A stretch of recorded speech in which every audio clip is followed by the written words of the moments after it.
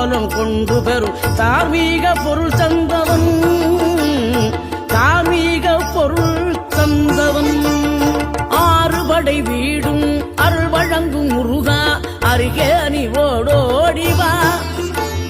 மூவிரண்டு முகம் ஜொலிக்க 2 கரங்களுடன் ஆதரவு தரவோடிவா.